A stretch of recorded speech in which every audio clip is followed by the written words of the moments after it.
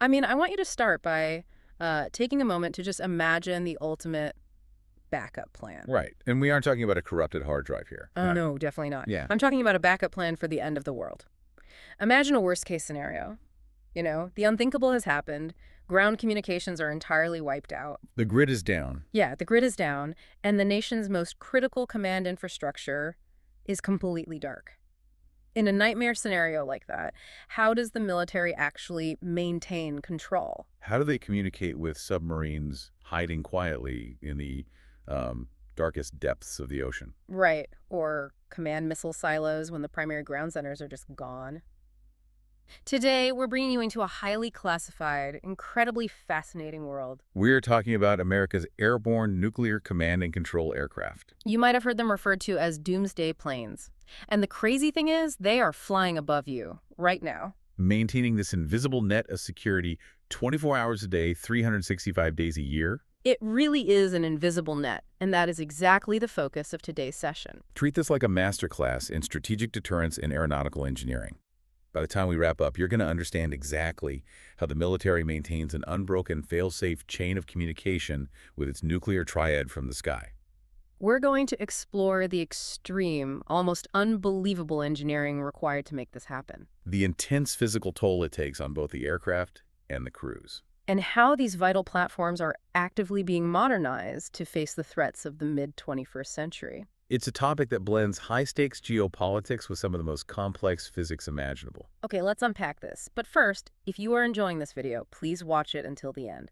This greatly helps the channel and encourages us to continue our work. To really grasp the gravity of this mission, you first have to meet the current workhorse of the operation. Right, the E-6B Mercury. Exactly. It's an aircraft known as the E-6B Mercury.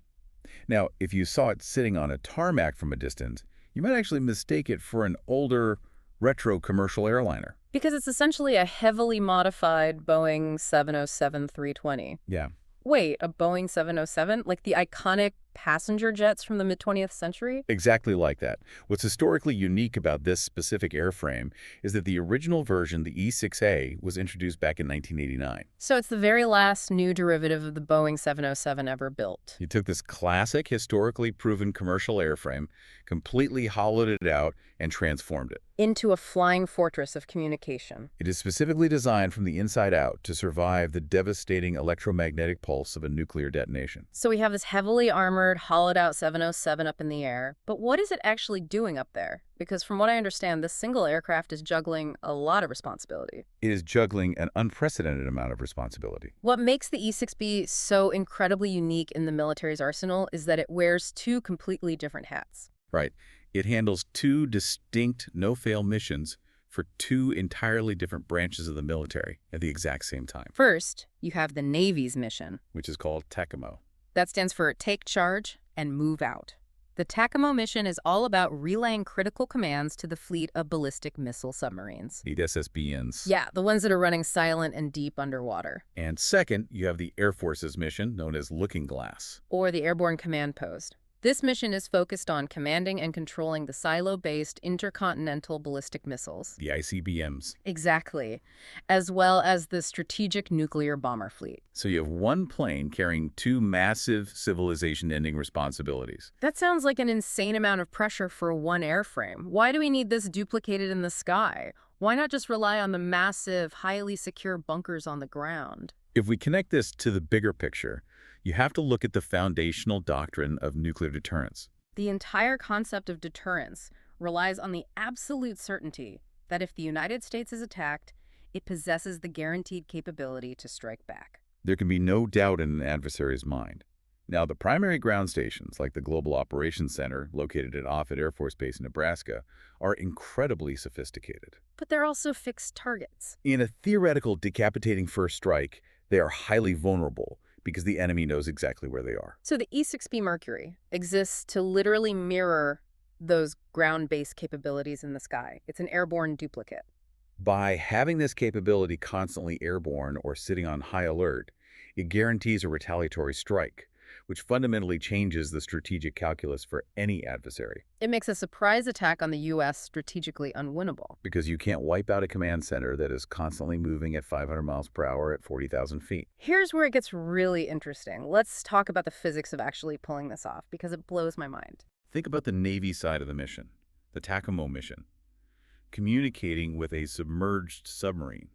It is incredibly difficult. You can't just use a standard radio. You can't send a text message or a satellite ping. Standard high-frequency radio waves simply bounce right off the surface of the ocean. Water is a fantastic insulator against electromagnetic waves. So, if a nuclear submarine is hiding hundreds of feet underwater to remain undetected, how on earth does an airplane flying miles above the surface talk to it? It is one of the greatest engineering solutions of the Cold War era, and the physics are still exactly the same today. The solution is very low frequency, or VLF, radio waves. Unlike standard radio frequencies, VLF waves have massive wavelengths that can actually penetrate the surface of the ocean. And reach a submarine running at depth. But there is a huge catch. Generating and transmitting a VLF wave requires an incredibly long antenna. You can't just stick a standard little metal aerial on the roof of the plane. To solve this, the E-6B Mercury deploys a dual trailing wire antenna system directly out of its underbelly and tail cone while in flight. And when we say long, we mean the primary wire is a staggering 5 miles long. Just picture that in your mind for a second. Try to visualize that scale. You are flying a massive, heavy 4-engine jet, and you unspool 5 miles over 26,000 feet of highly specialized wire out the back of the plane. If you drop that wire from cruising altitude, it would touch the ground. But you can't just drag it horizontally behind you like a banner at the beach, right? For the VLF transmission to effectively penetrate the ocean's surface and reach the sub, that antenna needs to be hanging as close to perfectly vertical as possible. So what does the pilot actually have to do? It requires a phenomenal feat of airmanship. To get that wire vertical, the pilot has to put this massive 707 into a continuous, tight, high-drag, steeply banked spiral. They basically fly in dizzying circles for hours on end. The physics of this maneuver cause the end of that 5-mile wire to essentially stall out in the air and drop straight down toward the ocean. So the wire is hanging almost perfectly vertical, acting as a massive transmission rod, while the plane orbits in a tight circle above it. I can't even imagine what that feels like for the crew in the back, just banking in a tight circle for hours. But beyond the nausea, it comes with a massive operational cost. Flying a heavy jet in a continuous high-drag turn like that has to burn through an astronomical amount of fuel. Absolutely. The aircraft simply cannot carry enough gas to maintain that orbit for the duration of a prolonged, days-long crisis. Therefore, mid-air refueling is an absolutely essential, non-negotiable part of the TACAMO mission. The E-6B features a receptacle on its upper forward fuselage, allowing it to take on fuel from massive Air Force tankers. Like the KC-135 Stratotanker or the newer KC-46 Pegasus. They had to choreograph this delicate, high-stakes, mid-air refueling dance, connecting two massive jets hurtling through the sky. All while managing that 5-mile wire trailing out the back. It is a terrifyingly complex ballet. And while the Navy pilots are up front sweating through mid-air refueling and flying in endless circles, you have an entirely different operation happening in the back of the plane. Let's pivot to the Air Force's Looking Glass mission. We mentioned earlier that they can literally launch ground-based ICBMs directly from the sky. How do they actually execute that? They execute it through something called the Airborne Launch Control System, or ALCS. Remember, the E-6B is a Navy-owned, Navy-flown aircraft. But sitting right there in the back is a highly specialized Air Force unit called the 625th Strategic Operations Squadron, or STOS. This team includes missileers, engineers, and cyber operators. They fly as integrated members of the battle staff. Their job is to monitor the underground launch control centers that typically control the land-based Minuteman III ICBMs scattered across the American Midwest. If those ground centers are destroyed or rendered inoperable in an attack, the 625th STOS seamlessly takes over. Using ultra-high frequency, or UHF, radio bands, this onboard battle staff can completely bypass the destroyed ground silos. They can remotely send the encrypted launch commands to physically fire the ICBMs directly from their computer consoles in the sky. It sounds like something straight out of a Hollywood thriller. A guy sitting at a computer on an airplane, pushes a button, and a missile launches out of the ground thousands of miles away. But this isn't science fiction. It is a very real, frequently tested capability. To put this into perspective for you, let's look at a specific real-world test that happened to prove this exact system works flawlessly. On November 5th, 2025, the military conducted a massive operational test designated Glory Trip 254. During this test, an E-6B Mercury was orbiting high above the Pacific Ocean. The Air Force 625th STOS crew on board ran the complex targeting models, generated the precise flight coordinates, and successfully transmitted the UHF launch commands to an unarmed Minuteman III ICBM sitting silently in a silo at Vandenberg Space Force Base in California. The missile launched flawlessly. It blasted out of the silo and hit a designated splashdown target in the ocean 4,200 miles away. They literally launched an intercontinental ballistic missile from the back of a moving airplane. The Glory Trip tests are incredibly vital. They aren't just for show. They evaluate the ongoing reliability, the operational readiness, and the pinpoint accuracy of the ICBM system. More importantly, it proves to the world and to any potential adversaries watching that even if a decapitating first strike were somehow successful against ground command centers, the United States still possesses a highly lethal, fully functional secondary capability to execute its arsenal. the people operating the ALCS hold one of the most sobering responsibilities in the entire military, and these tests ensure the technology matches the immense gravity of that responsibility. Right. So, what does this all mean? It means we have an incredibly capable, terrifyingly effective system. But it also brings up a glaring logistical issue that we have to address. We established earlier that the E-6B is based on the Boeing 707. An airframe whose basic aerodynamic design dates back to the 1950s. The specific planes in the fleet right now are well over 30 years old. And think about what they're doing. They are flying demanding, high-stress maneuvers, dragging 5 miles of heavy wire. And undergoing the immense structural stress of mid-air refueling.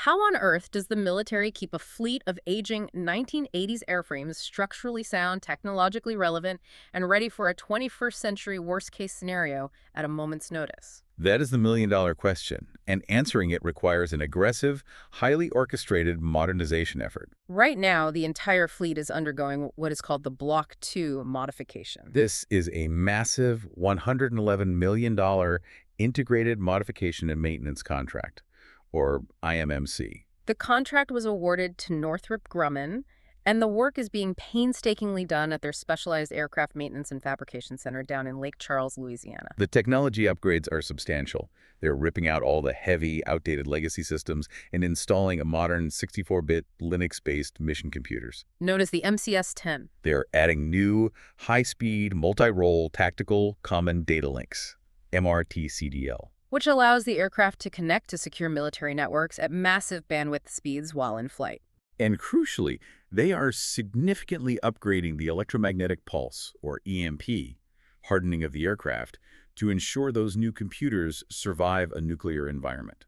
But it isn't just swapping out computer servers and running some new cables. No, it is heavy, heavy metal work. They are putting these planes through a Service Life Extension Program, or SLEP. And this is where you really see the age of the aircraft showing. To safely extend the life of these planes, mechanics have to physically inspect, remove, and replace up to 15,000 individual metal fasteners on the aircraft's wings. Yes, and they use a very specific cold working process for those fasteners. Right, I was reading about this. You can't just unscrew the old bolt and put a new one in. You have to remove the old fastener, drill the hole slightly larger, and then physically pull an oversized mandrel through the hole. To compress and strengthen the surrounding metal. It prevents microscopic fatigue cracks from forming under the massive stress of those high-drag maneuvers we talked about. It is incredibly tedious manual labor. We are talking tens of thousands of man-hours per plane. But doing this extends the safe flying life of the airframe from 27,000 flight hours up to 45,000 flight hours. But wait, I have to play devil's advocate here.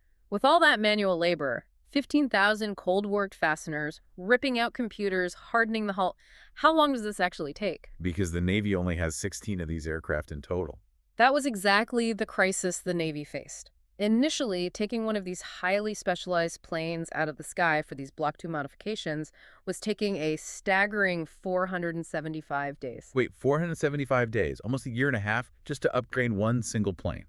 When you only have a fleet of 16, How is having a plane out of commission for a year and a half not a massive national security blind spot? It absolutely was an unsustainable timeline for a no-fail mission. The operational readiness of the fleet was suffering. And this is where the Navy had to completely overhaul their own internal bureaucracy.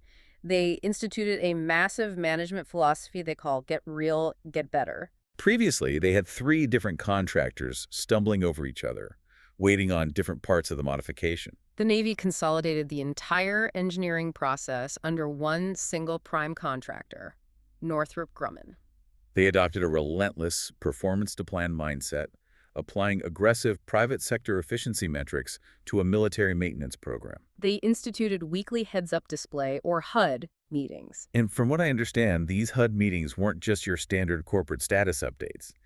Every single stakeholder had to stand up, report their progress, identify exact bottlenecks in real time. And hold individuals personally accountable for specific deadlines. Who is blocking this part, and how do we get it tomorrow? Exactly. And the results of that bureaucratic streamlining were immediate and drastic. On the very first aircraft to go through this newly consolidated process, they slashed the turnaround time from 475 days down to 392 days.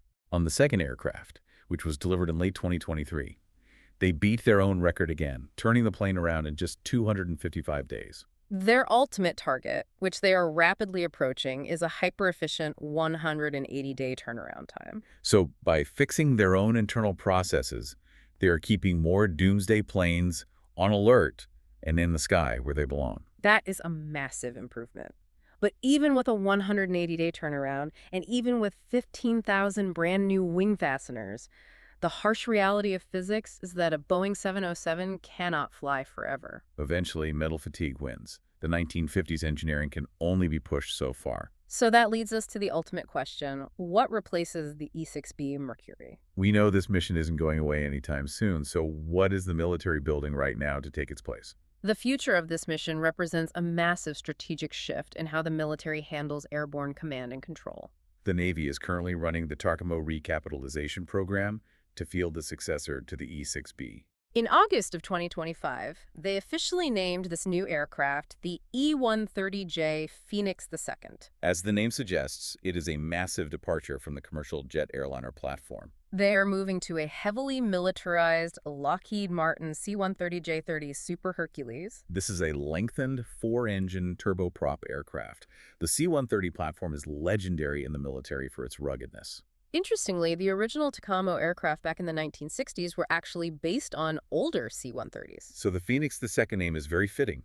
It is a literal rebirth of the Hercules in this specific high-stakes role. A turboprop cargo plane feels very, very different from a sleek, swept-wing jet airliner. Why make that change? Well, for one, the C-130 is completely ubiquitous in the military. The supply chains, the spare parts, the mechanic training, it is all well established globally. Plus, a rugged C-130 can land on much shorter, rougher dirt runways that a heavy 707 jet could never dream of touching. This gives the military vastly more options for dispersing the fleet during a crisis, hiding them at austere airfields, making them much harder for an adversary to target on the ground. That makes total sense. What's fascinating here is the mission shift that comes with the new airframe. We spent the first half of this session talking about how the E-6B consolidated two distinct missions. The Navy's submarine communications and the Air Force's ICBM launch capability. With the new E-130J Phoenix II, the Pentagon is actively deconsolidating those missions. The Phoenix 6 one will only handle the Navy's TACAMO mission. It will drag the 5-mile wire, it will fly in the dizzying spirals, and it will talk to the submarines. But it's entirely dropping the Looking Glass mission. It will not have the Air Force battle staff on board, and it will not have the Airborne Launch Control System to remotely fire ICBMs. The Navy expects the first deliveries of the Phoenix II around fiscal year 2026, with the fleet replacement beginning in earnest in fiscal year 2028. Okay, wait a minute. If the Navy's new plane is dropping the ICBM launch capability entirely, what happens to the Air Force? You can't just lose the ability to launch the Midman third missiles from the sky. We just talked about how critical that is for global deterrence. If the Navy isn't carrying them anymore, what is the plan for Looking Glass next? The Air Force is simply taking their mission back, because the Looking Glass mission requires a massive amount of computing power, dedicated battle staff workspace, and incredibly unique communications gear. The Air Force is looking to integrate that capability into their own upcoming platform. They are currently eyeing the E-4C Survivable Airborne Operations Center, or SAOC.